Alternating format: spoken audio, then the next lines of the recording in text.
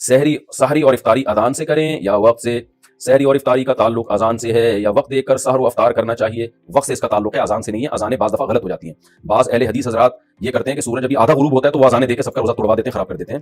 تو میں نہیں کہتا سارے اہل حدیث ایسا کرتے، لیکن ان اہل حدیث کی خدمت میں گزارش ہے کہ خدا را آپ اپنا مسلک دوسروں کے تھوپتے کیوں ہیں؟ اگر آپ کی رائے ہے کہ آدھا سورج غروب ہونے پر افطار جائز ہے تو آپ کر لیں، لیکن آپ اذان دے کے سب کے روزے توڑوا دیتے ہیں اور اپنی رائے سب پہ مسلط کرتے ہیں، تو یہ بہت غلط ہے، بہت زیادتی ہے۔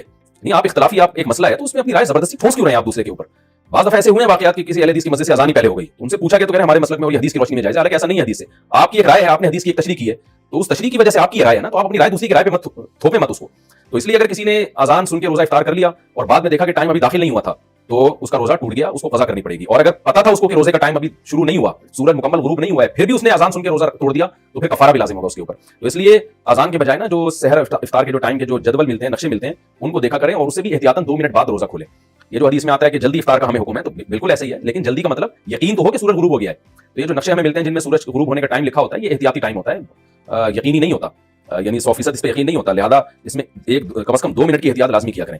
میرا یہ معمول ہے ہمیشہ سے کہ اگر سورج غروب ہونے کا ٹائم 6:30 لکھا ہوا ہے تو میں 6:32 پہ افطار کرتا ہوں، تو سحری میں بھی بہتر ہے کہ 1 منٹ پہلے بند کر لیں۔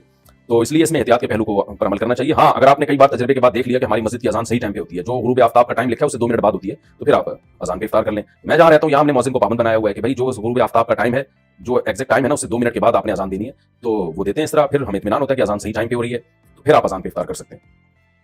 سارا دن محنت کی ہے تو 1-2 منٹ میں کیا جلد بازی کر کے کیا کر لیں گے؟ کیوں اپنے روزے کو مشکوک بناتے ہیں؟